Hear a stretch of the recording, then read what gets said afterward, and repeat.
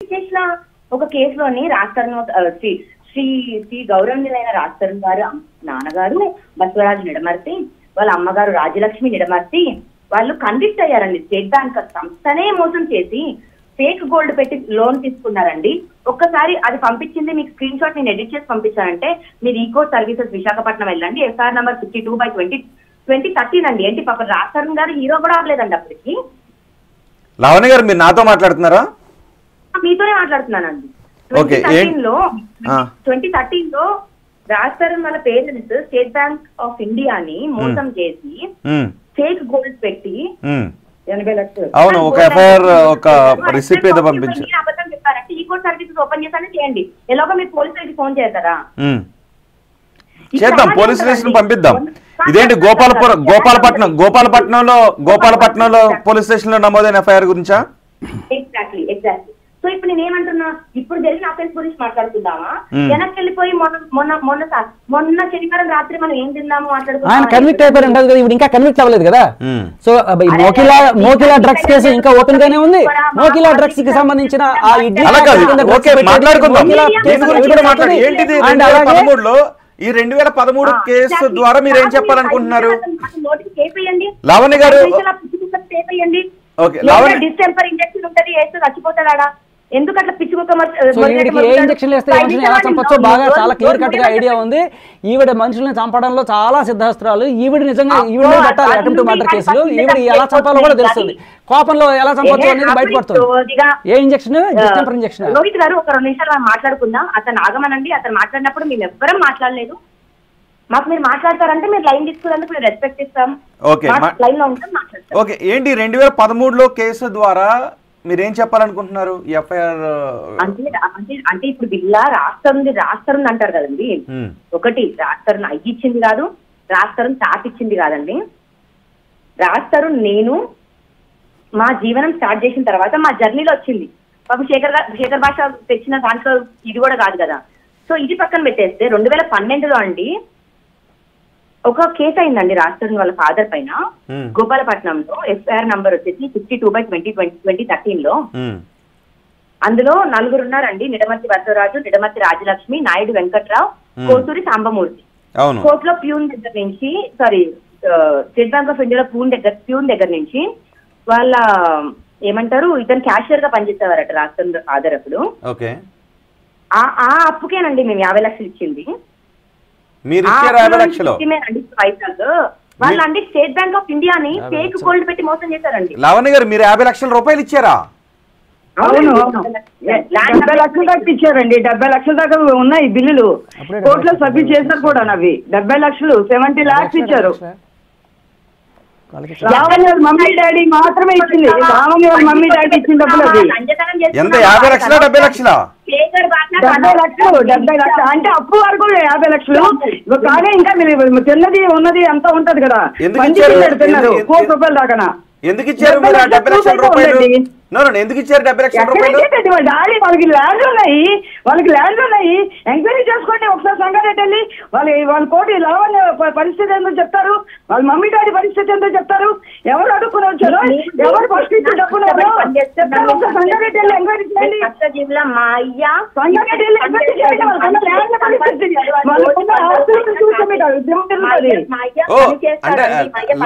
స్కాములు చెయ్యడు. ఇప్పటికీ వాళ్ళకి 5 ల్యాండ్లు ఉన్నాయి. ఎవరొక్క సొమ్ము కాదు. వాళ్ళు మమ్మీ రోహిత్ గారు లావణ్య మీద 2023లో అయిన కేసు గడి సరదాగా 2013కి వెళ్ళాను. ఇంకో 10 ఏళ్ళు డికేడ్ 1 డికేడ్. అదే 2013 కేసు గురించి మీరు ఏం చెప్పాలనుకుంటున్నారు? విందాం, ప్రజలు కూడా వింటున్నారు. నేను చెప్తాను. అందులో అండి ఒక దగ్గర అండి ఒక 35 విక్టిమ్స్ అండి ఉన్నారు వైజాగ్ లోని. వాళ్ళందరి దగ్గర ఒకరి దగ్గర 2 లక్షలు, ఒక దగ్గర 6 లక్షలు, ఒక దగ్గర 3 అలా అండి ఒక 30 మందిని మోసం చేసి రాస్తారని వాళ్ళ డాడీ ఒక రకమైన జర్నీ తీసుకెళ్తే. రెండో ఎత్తుందండి స్టేట్ బ్యాంక్ ఆఫ్ ఇండియాలో 2012లో గోపాలపట్నం, సింహాచలం 2 వాటిల్లోని వాళ్ళ డాడీ క్యాషియర్ గా పనిచేసి ఫేక్ గోల్డ్ పెట్టి ఒక దాంట్లోనే రాస్తారని వాళ్ళ డాడీ బసవరాజు నిడమర్తి దానిపైన, ఇంకో దాంట్లోనేమో రాజలక్ష్మి నిడమర్తి పైన, 2 ఇట్లలో ఒక దాంట్లో 9 లక్షలు, ఇంకో దాంట్లో 20 లక్షలు దాంట్లో ఫేక్ గోల్డ్ పెట్టి 2 తీసుకున్నారండి. ఎంత? 2 ఇట్లో దొరికిపోయారు. రెండిట్లో దొరికిపోయి కన్విక్ట్ కూడా అయిపోయారండి. ఎంత అమౌంట్ తీసుకున్నారు? దాంట్లో 20 లక్షలు అండి, ఒక దాంట్లో 9 లక్షలు. 29 లక్షలు తీసుకున్నారు. కన్విక్షన్ పడిందా? కన్విక్షన్ పడిందండి. అయ్యో మీరు ఒకసారి ఈ కోర్టు సర్వీస్ డైరెక్ట్ కొట్టి ప్రజలందరికీ, తెలుగు రాష్ట్ర ప్రజలకు అందరికీ. ఓకే, అంటే లేదు మీ మాటల్లోనే విందామని. ఓకే, నా మాటల్లో ఇంకా నేను చాట వార్త కూడా చెప్తా కదండి. నేను 3 సంవత్సరాలు ఉన్నట్టున్నారు జైల్లో. 3 సంవత్సరాలు ఉన్నారు అతను. ఎవరు రాస్తారు తండ్రి? అయితే అంతా ఇంకా ఉయ్యాల జంపాల సినిమా కూడా రిలీజ్ అవ్వలేదండి పాప. అతను హీరో కూడా కాదు అప్పటికి. ఇలా స్కాములు చేసుకొని ఇతను హైదరాబాద్ వచ్చేసి మమ్మల్ని అంతా లూట్ చేసేసి 2016లో కొన్న ఇంటికి ఇప్పుడు చేస్తే 2021లో మేము ఇంటికి గృహప్రవేశం చేశాం. అప్పుడు గృహప్రవేశం చేస్తున్న వీడియోలో లావణ్యని ఎందుకు పక్కన కూర్చోబెట్టుకున్నాడు రాస్తారు. నేను తప్పుడు దాన్ని అయితే. ఓకే, ఆ వీడియోస్ బయటకు వచ్చాయా? నేను చూడలేదు. ఇప్పుడే పంపిస్తాను, ఇక్కడ లైన్ లో ఉన్నాడు, పంపించండి ఒకసారి. మీరు కంటిన్యూ చేయండి. గృహప్రవేశం వీడియోస్. గృహప్రవేశంలో పక్కన కూర్చుంటే ఇల్లు మీద అయిపోద్ది. అరే నీ పిల్లల్ని తీసుకొచ్చి కూర్చోబెట్టి కూర్చుంటాడో లేదా? తెలంగాణ మహిళల గౌరవం. నా మొగుడు రాక్ పక్కనోడి పిల్లాన్ని గుడ్డలు కూడా తీసుకొచ్చేబెట్టినా. చాలా లవణి గారు ప్లీజ్. ఇటువంటి వాళ్ళకి మన పోలీసులు కొమ్ము కాస్తూ, ఇటువంటి డ్రగ్ పెడ్లర్లకి కొమ్ము కాస్తూ, వాళ్ళు ఏం చెప్తే అలాంటి కేసులు పెడుతున్న మన పోలీస్ డిపార్ట్మెంట్కి నిజంగా మనం అందరం కూడా కృతజ్ఞతలు చెప్పాలి. Hats off to you sir. అంతే. లావణి గారు మీరు ఇంకా వినాలనుకుంటున్నారా? అది నిజమేనా? రాజ్ తరుణ్ తండ్రి సార్ అది ఏమైందో నాకు తెలియదు. అంటే జనరల్ వాళ్ళ మోటివ్ ఎలా అయితే అయి ఉండొచ్చు, నాకు దాని గురించి సమాచారం. నేను ఎందుకన్నానంటే, ఓకే నేర చరిత్ర ఉన్నటువంటి వ్యక్తులు. ఒక్క నిమిషం లావణి గారు, నేర చరిత్ర రోహిత్ గారు వైజాగ్ విక్టిమ్ శేఖర్ పాషా కాల్ చేశారా లేదా అడగండి.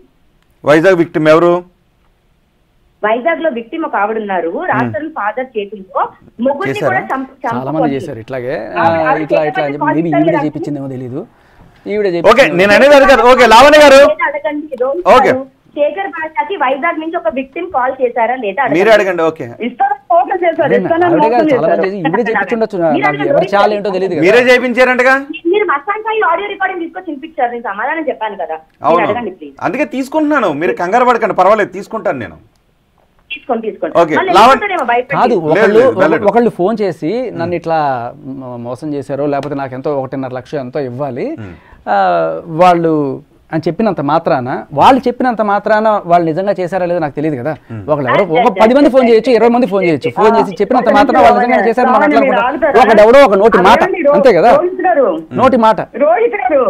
రోహిత్ గారు శేఖర్ భాష క్లియర్ గా ఒప్పుకున్నాడు, బసవరాజు ఇవ్వాలని ఒప్పుకున్నాడు. మధ్యలో ఇస్తాను, విల్లా గొడవలు ఉన్నాయి, ఈ విల్లా గొడవలు సెటిల్ అయిన తర్వాత నేను ఇస్తానని చెప్పి విల్లా వీళ్ళ చేతిలోకి వచ్చిన తర్వాత బ్లాక్ పెట్టారు. తిను శేఖర్ భాష, రవితేజ వీళ్ళిద్దరూ బ్లాక్ పెట్టారు. ఇద్దరు మాట్లాడారు ఆమెతోని, ఇద్దరు కాల్ ఎవరో వచ్చి నాకు వాళ్ళు డబ్బులు ఇవ్వాలంటే శేఖర్ భాష ఏం చేస్తాడు? అదే కదా, శేఖర్ భాష న్యాయంగా వచ్చి మాట్లాడుతున్నాడు కదా రాష్ట్రం తరపున. అలా మాట్లాడతాడేమో. ఆమె నన్ను నెంబర్ అడిగితే నేనే ఇచ్చాను, శేఖర్ భాషకు అడగండి ఇప్పిస్తాడు అని చెప్పి నేను ఇచ్చిందని నేనే ఆ నెంబరు. ఆల్రెడీ రాస్తారు తండ్రి శిక్ష అనుభవించేసిన కేసుకు సంబంధించా? కాదండి, వీళ్ళు ఎవరు కోర్టుకి ఎక్కలేదండి. వీళ్ళు పోలీస్ స్టేషన్ కోర్టుకి ఈ రోజు ఎక్కలేదు. ఉన్నారా? ఒక నిమిషం లావణ్య, వాళ్ళ అబ్బాయి అయితే ఆమెని ఇప్పుడు కూడా హైదరాబాద్ రమ్మంటున్నాం మేము. ఆమె రాత్రి కూడా కాల్ చేసి హైదరాబాద్ రామ్మా మీడియా ముందు మాట్లాడుతూ అంటే కూడా మా అబ్బాయి ఒప్పుకోడండి, మా అబ్బాయి పంపించడండి అని అంటుంది. తప్పితే మా మీ విక్టిమ్ వీళ్ళకి కనీసం ఎవిడెన్స్ ఇచ్చింది. ఆమె ఎవిడెన్స్ ఇచ్చింది. వైజాగ్ లో 3 ప్రాణాలు పోయాయి. బసవరాజు దినమర్తి, రాజ్యలక్ష్మి ఇడమర్తి వల్ల 3 ప్రాణాలు చెప్పాడండి. ఈవిడ అమ్మే డ్రగ్స్ వల్ల కొన్ని 100 ప్రాణాలు పోతున్నాయి. మరి ఈవిడ ఎందుకు లోపల పెట్టట్లేదు? అరే పోయిన ప్రాణం ఒక్కటి తీసుకొచ్చి చూపెట్టరా శేఖర్ భాష? అవినాష్ ఆత్మహత్య చేసుకొని చచ్చిపెట్టారు. ప్రీతి అనే అమ్మాయి వచ్చి నా జీవితం అంతా నాశనం చేసింది కేసు పెట్టి కూడా తీసుకోలేదు. పోలీసులు తీసుకొని వెళ్తారు. నువ్వు తీసుకొచ్చి చూపించు. నోటి మాట కదా నువ్వు చెప్పేది. ఎవరు తీసుకొచ్చాడు? ఆయన వల్ల ప్రాణం పోయిందని చెప్పి నువ్వు తీసుకొచ్చి చూపించు. ఎవడో ఫోన్ చేసి మాట వాస్తవం, నేనే కాదనట్లా. ఫోన్ చేసి ఆయన మోసం చేసి అంటే నిజంగా మోసం చేస్తే ఏమన్నా ఉంటే పంపించండి, ఉంటే నేను మాట్లాడతానని చెప్పాను. ఏం పంపించింది లేదు, పెట్టింది లేదు. మాట్లాడినంత మాత్రం ఇచ్చాడో చేశాడు దొంగతనం కాదు కదా. అయినా బసవరాజు చెప్పుకున్నాడమ్మా ఇప్పిస్తానమ్మా మీకు 1 మంత్ టైం అని మీరే కదా మాట్లాడారు. ఓకే కాదు కదా, అక్కడ ఎవరైతే విక్టిమ్స్ ఉన్నారో వాళ్ళు పోలీస్ స్టేషన్ కి వెళ్తారు మీలాగా. నేను బాధితురాలినండి, మీరు ఎలా వెళ్ళారో వాళ్ళని కూడా పోలీస్ స్టేషన్కి వెళ్ళమనండి. మీ ఎదురుగా కూర్చున్నోండి, మీ పక్కన కూర్చున్నోండి కూడా పోలీస్ స్టేషన్కి వెళ్ళమనండి. మీడియాలకు ఎందుకు? మీడియాలో ఎందుకు? వారికి ఏం సంబంధం? వైజాగ్ లో ఉన్నాను కానీ అప్పించిందానికని సంబంధం. శేఖర్ భాష మీద A3గా కేసు నమోదైంది కాబట్టి శేఖర్ భాష మీరు గుడి మెల్లని తీసేసి పిచ్చకుంటే శేఖర్ భాష అని పెట్టు. ఓకే, ఆమె ఈ రోజుకి ఏడుస్తుంది. ఇవ్వను అని నేను అయిపోతాను. శేఖర్ భాష అది వైజాగ్ మాట్లాడిన రికార్డింగ్ పంపిస్తున్నా, ఒక 1 minute అండి పంపిస్తున్నా. ఓకే, ఇప్పుడు ఎవరినో మీరు కాన్ఫరెన్స్ లోకి తీసుకుంటున్నారు? ఆవిడ 5 o'clock వస్తారండి. ఆవిడ కూడా మెడికల్ ట్రీట్మెంట్. వాళ్ళు ఎవరు? రాజతరుణ్ తండ్రి చేతిలో మోసపోయాను అని చెప్తున్న వాళ్ళు, రైట్? మీరు అంటున్నది రాజతరుణ్ తండ్రి చేతిలో వాళ్ళ పేరెంట్స్ విషయంలో ఒక ఏంటంటే స్టేట్ బ్యాంక్ ఆఫ్ ఇండియా సంస్థ కాకుండా ఒక 30 మంది విక్టిమ్స్. 30 మంది విక్టిమ్స్ లో one of the female victim who last. 30 మందిని రాజతరుణ్ తండ్రి డబ్బులు తీసుకుని మోసం చేశారన్నారు మీరు, రైట్? రాజతరుణ్ తండ్రి నెంబర్ ఉందా మీ దగ్గర? రాజతరుణ్ తండ్రి బసవరాజ్ నిడమర్తి మోసం చేసి పారిపోయి హైదరాబాద్ వచ్చారు. 40 లక్షలు పారిపోయి. మీరు కావాలంటే మీరు బిగ్ టీవీ, మీరు పెద్దోళ్ళు మీరు రావచ్చు కానీ బిగ్ టీవీ రిప్రజెంటేటివ్ ఒక పంపించండి. నాతో పాటు నేను తీసుకొని వెళ్తా, మనం ప్రూవ్ చేస్తాం. అఫ్ కోర్స్ నేను అనేది అది కాదు, రెలవెంట్ కాకపోయినప్పటికీ మీరు చెప్తున్నారు కాబట్టి నేను తీసుకుంటున్నాను. అక్కడ ఉన్నటువంటి విక్టిమ్స్ వేరు, రాజతరుణ్ తండ్రి ఇక్కడ లేడు. సో విక్టిమ్స్ వేరే చోట ఉన్నారు, రాజతరుణ్ అంటే మనకి రెలవెంట్ కాదు ఈ కేసులో. అయినా కూడా మీరు చెప్తున్నారు కాబట్టి నేను తీసుకున్నాను. అది మీకు సంబంధించింది కదా. చాలా క్లియర్ కట్ గా రాజతరుణ్ పెళ్ళాం కాదు అనేది ఎస్టాబ్లిష్ అవుతుంది ఆ కాల్ లో, అందుకనే ఎత్తడం జరిగింది. ఎందుకు అనవసరం? నువ్వు పెట్టావు కాబట్టి నేను వచ్చాను ఇవాళ. ఎందుకు అనవసరం? నీ ఇష్టం వచ్చిన నువ్వు కేసులు పెడతావు, నేను చూసుకొని ఉండాలా మాట్లాడకుండా? ఏం మాట్లాడద్దు అంటే నీ ఇష్టమా? నీ ఇష్టం వచ్చిన కేసులు పెడతావు, సమాధానం చెప్పాలక్కర్లేదా? పంచాయతీ లేదా మనకి? పుట్టిన కొడుకు నీకా? హేమంత్ హోమియోపతి హేమంత్ అందరూ నీ పుట్టుకలాగా ఉండరు. అందరూ నీ మళ్ళీ నీ తమ్ముడు మళ్ళీ అవరు. ప్రతి ఒక్కళ్ళు కూడా నీ పుట్టుకలాగా ఉండవు. మీ నాన్న చేసినట్టుగా ఉండదు. చేత కాకుండా మీరు పుట్టుంటారేమో అట్లా, మీరు పుట్టుంటారేమో అలా సిగ్గు లేకుండా. ఇలాంటి భాష మాట్లాడడానికైనా ఆవిడ ఉండాలి, ఎడిటర్ కైనా ఉండాలి. డిబేట్ తీసుకోవడానికి కారణం ఏంటి అంటే లావణ్య గారు, మీ నాన్నకి నువ్వు పుట్టావో లేదో లేకపోతే నీ తమ్ముడు పుట్టావో లేదో అది మీరు తెలుసుకోండి, మీ సంగతి మీరు చూసుకోండి. అంతేగాని నువ్వు నా మీద కేసు పెట్టావు, ఎందుకు పెట్టావు అని దాని గురించి చెప్పడానికి వచ్చాను నేను ఇవాళ. దానికి ఆయన ఎక్కడో వైజాగ్ లో ఇక్కడ ఏదో చేశాడు, దాని గురించి నేనే రాలేదే. అంటే నువ్వు కేసు పెడతావు, మేము మాట్లాడకూడదు. కేసులు పెడతారు, ఎందుకు పెట్టారు మనం మాట్లాడకూడదు. గౌరవిస్తూ ఉండాలి. మాట్లాడాలంటే బూతులు మాట్లాడతాము. ఏమనంటే మళ్ళీ తెలంగాణ మహిళలు ఇలా మాట్లాడతారు. ఏ తెలంగాణ మహిళ ఇలా మాట్లాడదమ్మా? తెలంగాణ మహిళలు గౌరవం దీవాకు. నీ బజార్ భాష తోటి బజార్ భాష మాట్లాడే వాళ్ళందరూ తెలంగాణ మహిళలు కాదు. నీలాగా మాట్లాడి మళ్ళీ ఇది తెలంగాణ మహిళ అంటే తెలంగాణ మహిళ, నువ్వు తెలంగాణ మహిళ ఏ మహిళ ఇలా మాట్లాడదు. ఇలాంటి బూతులు మాట్లాడే వాళ్ళు తెలంగాణలో ఉండదు. నువ్వు తెలంగాణ వాళ్ళని కించపరుస్తున్నావు. మళ్ళీ ఇది వీడి కల్చర్, ఇలాంటి వాళ్ళకి మన పోలీస్ డిపార్ట్మెంట్ ఇలాంటి వాళ్ళకి చక్కగా కొమ్ము కాస్తుంది. ఇబ్బందిగా ఉంది అలాంటి మాటలు మాట్లాడకండి, వినటానికి తప్పు. ఎందుకంటే నువ్వు ఓడిపోయావు, నీ దగ్గర మాట్లాడడానికి ఏం లేదు కాబట్టి ఫ్యామిలీ గురించి మాట్లాడుతున్నావు. డైరెక్ట్ గా పాయింట్ మాట్లాడే దమ్ము లేదు కాబట్టి నీకు దమ్ము ఉంటే పాయింట్ మాట్లాడలేదు. మాట్లాడడం నువ్వు ఓడిపోయావు అనేది ఇక్కడే అర్థమవుతుంది. నువ్వు ఫ్రస్ట్రేషన్ లో నోరు జారుతున్నావు.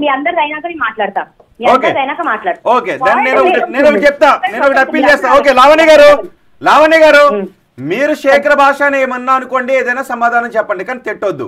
అండ్ శేఖర్ భాష కుటుంబీకుల గురించి మీరు చెడుగా మాట్లాడద్దు ప్లీజ్. రామారావు మన్నేపల్లి అరుణ కుటుంబీకుల్లో పుట్టిన ఆడ కూతుర్ని కూడా అనడానికి వీరికి హక్కు లేదు. ఓకే శేఖర్ భాష మీరు కూడా ఆమె క్యారెక్టర్ కించపరిచే మాటలు మాట్లాడొద్దు, కుటుంబం గురించి మాట్లాడొద్దు. ఆవిడే మాట్లాడింది. ఎందుకంటే ఆవిడ జీవితం అలా ఉందేమో, అందరి జీవితాలు అలా ఉంటాయని అనుకుంటుందేమో ఆవిడ. అంతేగాని నేనే మాట్లాడలేదు కదా, మీరు వింటున్నారు కదా ఫస్ట్ నుంచి. సంస్కారం లేకుండా మళ్ళీ దానికి ఒక తెలంగాణ మహిళను ముద్రేసుకోవడం. ఆవిడ తెలంగాణ మహిళ అంటే తెలంగాణ మహిళ. హోమియోపతి డాక్టర్ హేమంతే కదా, లక్ష్మీపరాలో చెప్పింది.